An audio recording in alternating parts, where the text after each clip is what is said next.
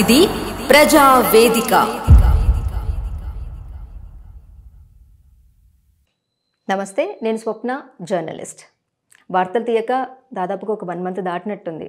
యాక్చువల్గా నా health problem, eye infection and మా ఫ్యామిలీలో మ్యారేజ్ ఉండడం వల్ల, సో వీటన్నిటిలో బిజీగా ఉండడం వల్ల నేను వార్తలు తీయలేకపోయాను. బట్ ఈరోజు వార్త చేద్దాం అనుకునేసరికి ఒక సార్ నాకు కాల్ చేసి సో వార్త ఇలా ఉంది, ఇలా అయింది అని చెప్పారు. నిజంగా అంటే కొంతమంది న్యూస్ వేసినప్పుడు చాలా వరకు జెన్యున్గా ఉండొచ్చు, 75% జెన్యున్గా ఉండొచ్చు. బట్ 25% ఎక్కడో ఇంకా లేనిపోయినంత ఫేక్ అంతా తీసుకొచ్చేసి ప్రజల మీద రుద్దుతూ అది చేస్తూ చేసేవాళ్ళు కూడా, పబ్బం గడుపుకునే వాళ్ళు కూడా చాలామంది ఉంటారు. కానీ ఇక్కడ ఏం జరిగినా నిజంగా ఒకవేళ వార్త తప్పుడు వార్త అయితే, ఒకవేళ ఒక పర్సన్కి సంబంధించింది తప్పుడు సమాచారం ఏదైనా అందజేస్తే కనుక అది నిజంగా ఒక వ్యక్తికో, ఒక పార్టీకో ఇంకేదైనా నష్టం జరిగిందంటే పోలీస్ స్టేషన్స్ ఉన్నాయి, కోర్టులు ఉన్నాయి, అన్నీ ఉన్నాయి, అలా తేల్చుకోవచ్చు. కానీ అలా కాకుండా పర్సనల్గా ఇంకా ఫుల్గా తాగేసి ఆఫీసుల దగ్గరికి వెళ్ళిపోయి అటాకులు చేయడాలు, ఇవన్నీ నిజంగా ఎంత దారుణం. అది కూడా పార్టీలో ఉన్న కొందరు.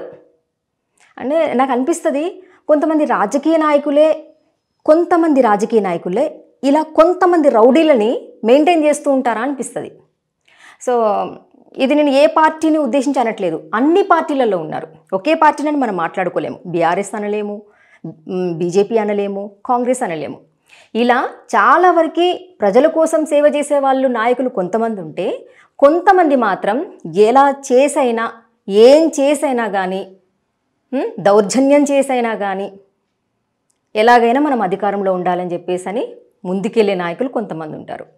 ఇక మన ప్రజలు కూడా కొంతమంది అనొద్దు, అందరూ అలా ఉండరు. సో నోటికి ఓట్లు వేసే వాళ్ళు కూడా కొంతమంది ఉన్నారు, అమాయకులు కొంతమంది ఉంటారు. కానీ కొంతమంది మాత్రం మన డబ్బులే కదా వాళ్ళు తినేది, మనం ఓటు వేయడానికి వాళ్ళు ఇచ్చిన నోటు తీసుకుంటే తప్పేంటి అని చెప్పి అనుకుంటారు. కానీ కొంతమంది అది ఎంత మాత్రం వాస్తవం కాదు. నిజంగా మనం నోటు తీసుకోకుండా ఓటు వేయగలిగితే ఏ నాయకుడైతే ఉన్నాడో ఆయనని గల్ల పట్టుకొని వెళ్ళి ప్రశ్నించే రైట్ మనకుంటుంది. కానీ అలా కాకుండా వాళ్ళు ఇచ్చిన నోటు తీసుకొని మనం వెళ్ళి గుద్దేసి వచ్చినాం అనుకోండి, ఏ క్వశ్చన్ కూడా మనము వెయ్యలేము, ఏ ప్రశ్న అడగలేము మనము. సో సరే, ఈ టాపిక్ అంతా ఎటో వెళ్ళిపోతుంది, ఎలక్షన్స్ వస్తున్నాయి కదా. సో ఇది కాకుండా సో నిజంగా ఇందాక సార్ నాకు ఎందుకు కాల్ చేశారు, అసలు ఏం జరిగింది అనేది ఆ వార్త నేను చదువుతాను.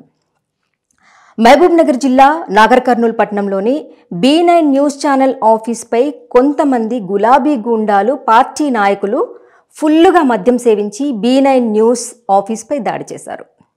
మొన్న జరిగిన జూబ్లీ హిల్స్ ఎగ్జిట్ పోల్ సర్వేను B9 న్యూస్ ఛానల్లో వార్త వేసినందుకు మన ప్రజాపక్షం ఈ పేపర్లో ఎగ్జిట్ పోల్ సర్వే రిపోర్టర్ను యథావిధిగా రిపోర్ట్ను రాసినందుకు గాను దాడి చేస్తున్నట్లు రౌడీ మూకలు తెలిపారు.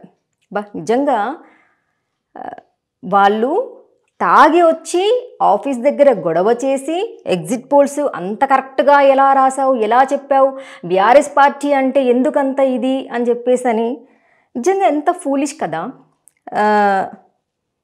సరే, ఎలక్షన్స్ అయిపోయిన తర్వాత ఏ పార్టీ గెలుస్తుంది అని చెప్పేసి కొంతమంది గ్రౌండ్ రిపోర్ట్ చేసినప్పుడు ఎగ్జాక్ట్గా చెప్పేవాళ్ళు కొంతమంది ఉంటారు. అందులో తప్పేంటి? ఒకవేళ వార్తాపత్రికల్లో దుష్ప్రచారం ఏమైనా చేస్తే గనక, తప్పుడు వార్త ఏమైనా రాస్తే గనక మీరు దాన్ని లీగల్గా యాక్షన్ తీసుకోవచ్చు. పోలీస్ స్టేషన్స్ ఉన్నాయి, కోర్టులు ఉన్నాయి, అన్నీ ఉన్నాయి. అలా కాకుండా తాగేసి వచ్చి కొంతమంది బీఆర్ఎస్ వాళ్ళంట తాగేసి వచ్చి దాడి చేయడం ఏంటి నిజంగా ఆఫీసుల మీద, అది న్యూస్ ఆఫీసుల మీద.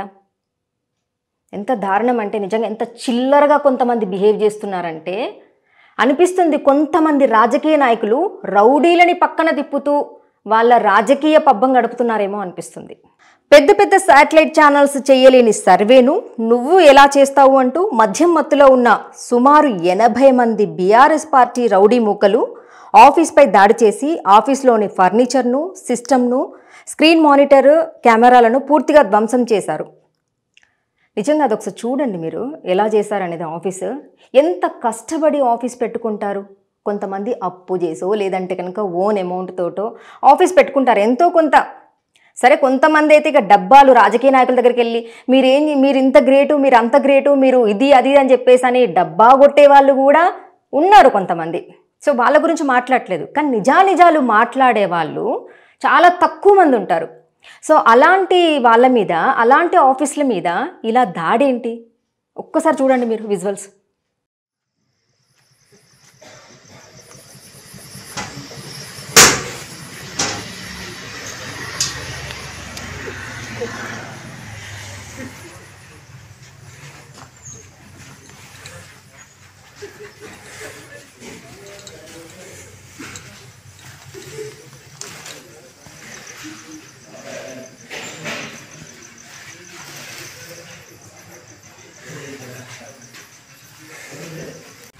सिस्टम कैमरा शुरू है.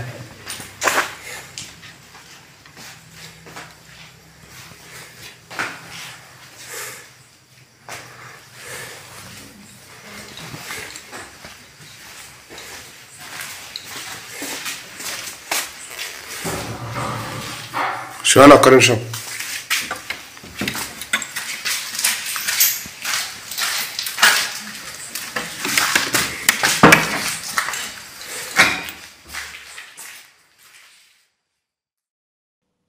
చూసారు కదా, నిజంగా ఒక్కొక్క కెమెరా ఎన్ని లక్షలు ఉంటుంది.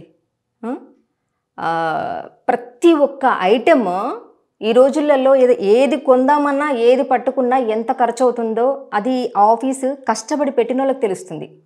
సరే కొంతమంది అంటేగా వాళ్ళ దగ్గర వీళ్ళ దగ్గర నుంచి, ఆ ఎమ్మెల్యేల దగ్గర నుంచో, ఈ మినిస్టర్ల దగ్గర నుంచో వాళ్ళకి వంగి దండాలు పెట్టుకొని వాళ్ళ దగ్గర నుంచి చెక్కులు తీసుకొచ్చుకొని పెట్టుకునే వాళ్ళ ఆఫీసులు చాలామంది ఉన్నారు. సో నేను వాళ్ళ గురించి నేను మాట్లాడలేదు, కానీ ఎంతమంది కష్టపడి పెట్టుకుంటారు ఆఫీసులు. అలా పెట్టుకున్న ఆఫీసులని ఇలా ఇష్టం వచ్చినట్లు ధ్వంసం చేస్తే తాగిన మత్తులో ఏం చేస్తున్నారో కూడా తెలియట్లేదు. కొందరు రాజకీయ నాయకులు ఇలాంటి కొందరు గూండాలను పెంచుతున్నారు కాబట్టే నిజంగా ప్రజలకి ఎంతవరకు న్యాయం జరుగుతుందో, ఏం జరుగుతుందో భగవంతుడి గనుక. వార్తలను నిజాయితీగా నిబద్ధతతో ప్రసారం చేసినందుకే బీఆర్ఎస్ గుండాలు B9 న్యూస్ ఆఫీస్పై దాడి చేస్తున్నట్లు ఆఫీస్ యాజమాన్యం తెలిపారు. ఈ దాడిలో సుమారు 10 లక్షల పైనే ఆస్తి నష్టం జరిగినట్లు యాజమాన్యం తెలిపారు. వార్తా ఛానళ్లను, న్యూస్ పేపర్లను రిపోర్టర్లు నడిపేది వాస్తవాలను ప్రజల ముందు ఉంచడానికి మాత్రమేనని, ఎవరికో వత్తాసు పలకడానికి కాదని యాజమాన్యం విన్నవించారు. సార్ ఇందులో నేను మాత్రం కొంత ఏకీభవించాను సార్. మీరు అన్నారు కదా వార్తా ఛానళ్ళు వార్తలు రాసేది కానీ లేకపోతే నిజాలను బయటికి చూపించడానికి అన్నారు కదా. మేబీ 99.99% అలా లేరేమో అనిపిస్తుంది. ఎక్కడో 1% ఉన్నారు సార్ నిజాలు నిర్భయంగా రాసేటువంటి వాళ్ళు. దీనికి ఒక్క పదానికి మాత్రం నేను యాక్సెప్ట్ చేయను. ఎందుకంటే డబ్బా కొట్టే వాళ్ళు చాలామంది తయారయ్యారు సార్. ఇవాళ గల్లీకొకరు అంటే పత్తి వ్యాపారం చేసేవాళ్ళు, పాల వ్యాపారం చేసేవాళ్ళు, ఇంకేదో వ్యాపారం చేసేవాళ్ళు, ప్రతి ఒక్కరు కూడా వాళ్ళ బిజినెస్లను కాపాడుకోవడం కోసం అని చెప్పేసి అని న్యూస్ ఛానల్స్ పెట్టుకొని ఒక సేఫ్ జోన్లో వాళ్ళు అన్యాయం చేసినా ఏం చేసినా కానీ బయటికి రావద్దు, మేము ఒక మీడియా ఛానల్ అంటే మన మీద ఎవరు చేతులు వేయరు అని చెప్పేసి అని పబ్బం గడుపుకునే వాళ్ళు కూడా చాలామంది ఉన్నారు. సో దీన్ని మాత్రం నేను ఏకీభవించలేకపోతున్నాను. అదర్వైజ్ మీరు ఏదైతే పంపించారో వాస్తవానికి ఏ న్యూస్ ఛానల్ మీద కూడా దాడి అనేది జరగొద్దు. సో అలాగే ఏ వార్తా ఛానళ్ళు కూడా దుష్ప్రచారాలు, అబద్ధపు ప్రచారాలు చేయకూడదు. ఉన్నది ఉన్నట్లుగా వాస్తవాన్ని మాత్రమే ప్రజలకు చూపించాలి.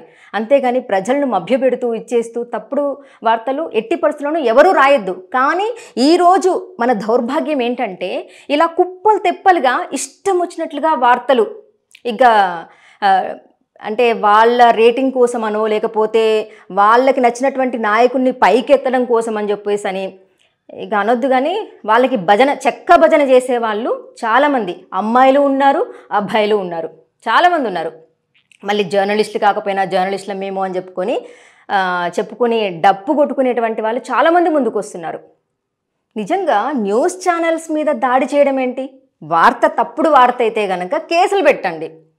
ఎగ్జిట్ పోల్స్ కరెక్ట్గా ఈ పార్టీ గెలుస్తుంది అని చెప్తేనే ఈ విధంగా వెళ్ళి దాడి చేసేయడం నిజంగా అక్కడ ఇందాక సార్తో మాట్లాడినప్పుడు తర్వాత అక్కడ ఉన్నటువంటి ఎండీ సారు పోలీస్ వాళ్ళకి ఫోన్ చేస్తే పోలీస్ వాళ్ళు చూస్తుండగానే మా పార్టీ అంటే మీకు ఎందుకంత నువ్వు అంత ఎగ్జాక్ట్గా ఎలా చెప్తావు, శాటిలైట్ ఛానల్సే చెప్పలేంది అనొద్దు. కానీ అన్ని శాటిలైట్ ఛానల్స్ నిజంగా జెన్యూన్గా పనిచేస్తున్నాయా?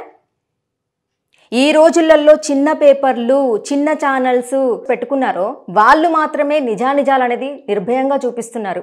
ఇక మిగతా వాళ్ళు కొంతమంది మెయిన్ స్ట్రీమ్లో కొంతమంది ఉన్నారు, రాజకీయ నాయకుల దగ్గరికి వెళ్తారు, అక్కడ మళ్ళీ వాళ్ళకి డబ్బాలు కొడతారు, మళ్ళీ ఇటు వచ్చేస్తారు, వాళ్ళ పని వాళ్ళు చేసుకుంటుంటారు.